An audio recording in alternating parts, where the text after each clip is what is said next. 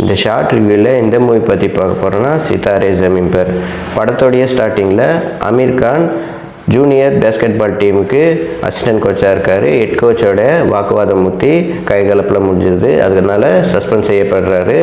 அதே நைட்டில் அமீர் கான் தண்ணி அடிச்சுட்டு வண்டி ஓட்டிகிட்டு போகிறாரு. இப்போது ட்ரங்க் அண்ட் டிரைவ் கேஸில் போலீஸ்கிட்ட அரெஸ்ட் ஆகிறாரு. அமீர் கானை கோர்ட்டில் ஆஜர்படுத்துகிறாங்க. ஜட்ஜும் டிசிஷன் சொல்லிடுறாங்க.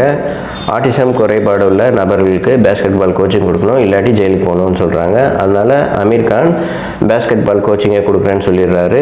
இப்போது அந்த ஆட்டிசம் குறைபாடு உள்ள நபர்களுக்கு அமீர் கான் கோச்சிங் கொடுத்து ஜெயிக்க வச்சாரா இல்லையா அப்படின்றது தான் படத்துடைய மீதி கதை. அமீர் கான் இந்த படத்தில் பேஸ்கெட் பால் கோச்சாக நடிச்சிருக்காரு. அவர் ஆக்டிவ் ஸ்க்ரீன் ப்ரெசன்ஸும் ரொம்ப நல்லாவே இருந்தது. ஜெனிலியா அமீர் கானுக்கு ஒய்ஃபாக நடிச்சிருக்காங்க. டோலா அகல்வாலியா அமீர் கானுக்கு அம்மாவும் நடிச்சிருக்காங்க. அப்புறம் குருபால் சிங் அந்த பேஸ்கெட் பால் டீமுக்கு மேனேஜ்மெண்ட் ஸ்டாஃபாக வராரு. அப்புறம் பிரிஜிந்தர் காலா சமையல்காரராக வராரு. எல்லாருமே கொடுக்கப்பட்ட கேரக்டரை ரொம்ப நல்லாவே பண்ணியிருக்காங்க. இந்த படத்தில் ஆட்டிசம் குறைபாடு உள்ள நபர்களாக நடித்தவங்க உண்மையிலே அந்த குறைபாடு உள்ளவங்க தான். இருந்தாலும் ரொம்ப நல்லாவே நடிச்சிருக்காங்க. இந்த படம் காமெடி அண்டு இமோஷனலாக ஒர்க் அவுட் ஆகிருக்கு.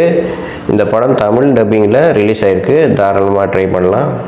இந்த மாதிரி வீடியோ பார்க்கணுன்னா எங்கள் சேனல் லைக் பண்ணுங்கள், ஷேர் பண்ணுங்கள், சப்ஸ்கிரைப் பண்ணுங்கள். தேங்க்யூ.